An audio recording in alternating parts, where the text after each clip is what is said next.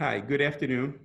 I'm here with my colleague and friend Giulio Guagliumi from Milan, Italy, and he's here to give us some experience of what he experienced in Italy during this outbreak.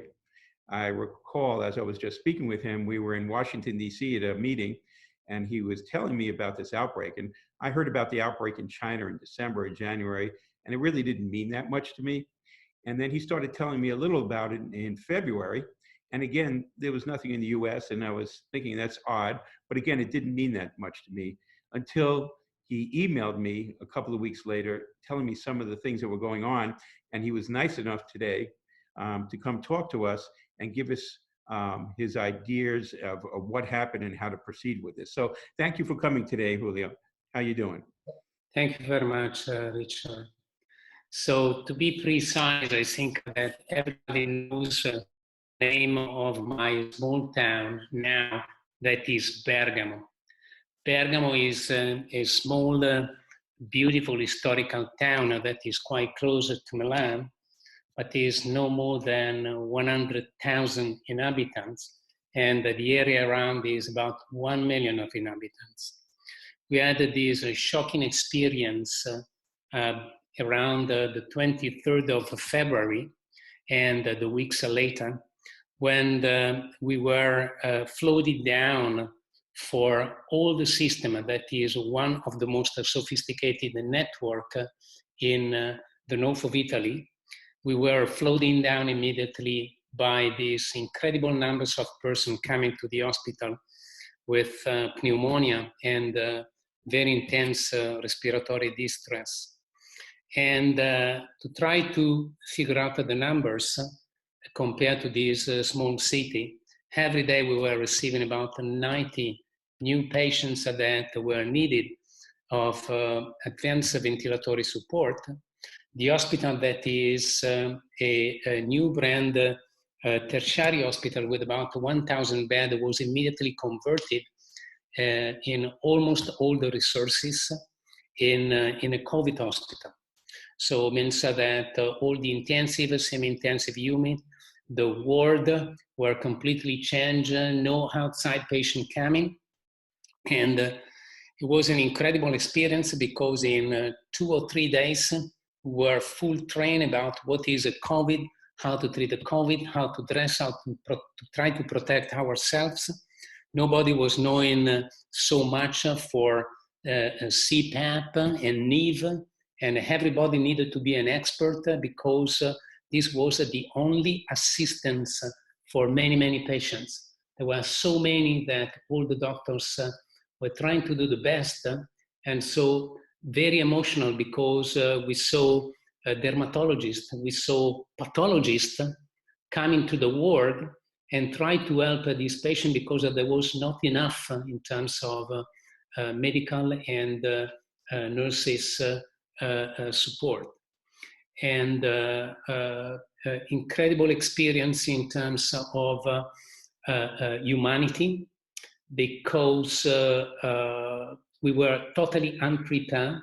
You needed to realize that Bergamo, and ask for about the reason, Bergamo is a very active community with a lot of international connection, not only with the US, but also with China and Far East.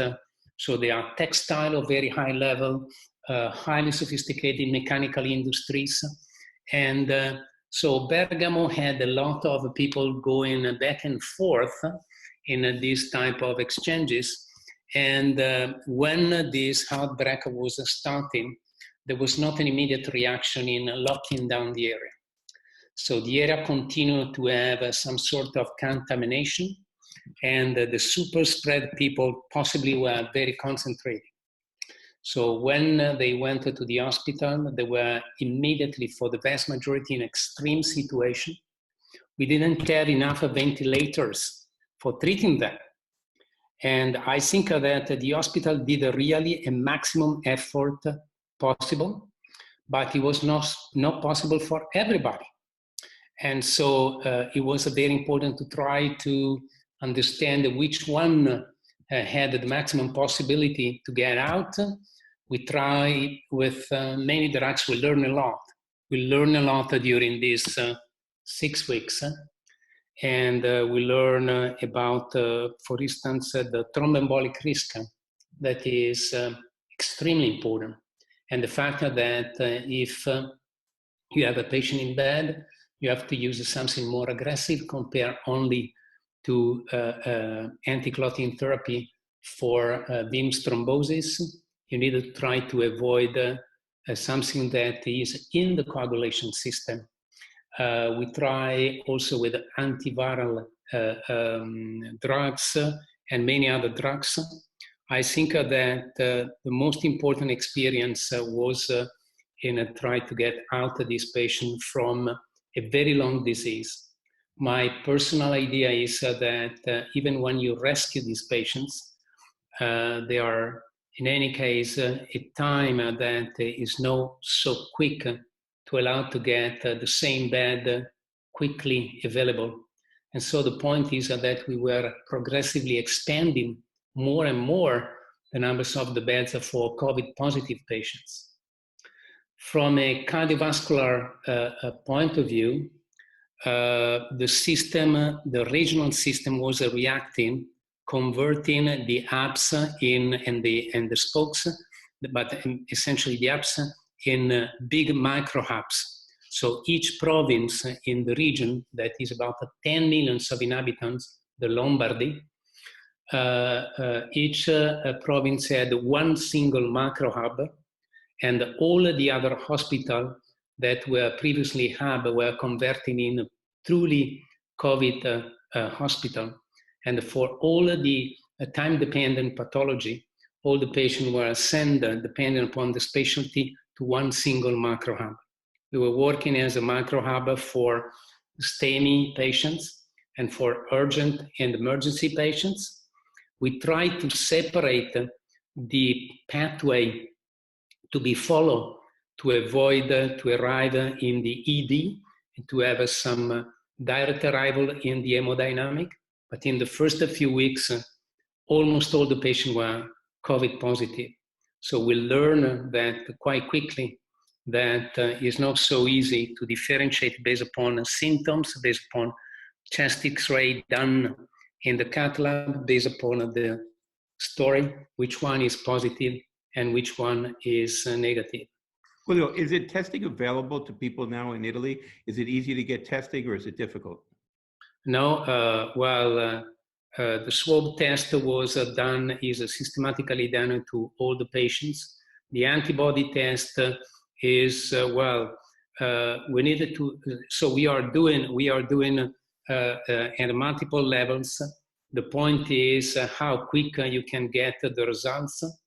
So you needed to wait for a few hours, and when you are dealing with the emergency, in any case, you have to figure out that at this point, you needed to consider all the patients positive, at least in terms of PPE is very important. This was what we were dictating to try to have the maximum protection since the beginning.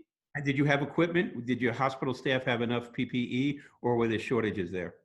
No, I think that despite the fact that at the starting, it was quite difficult to get everything we wanted to have, also because all the reality around the world quickly realized that this was not only one problem localized in Bergamo, but is going to be a problem for the entire community.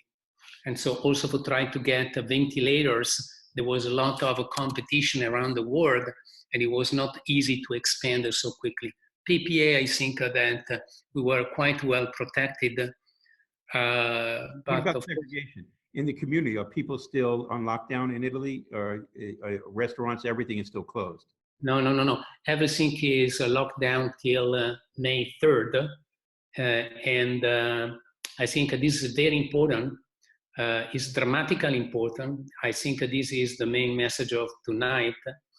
It's true that there are less patients coming in the last 10 days, the new patient presenting to the hospital.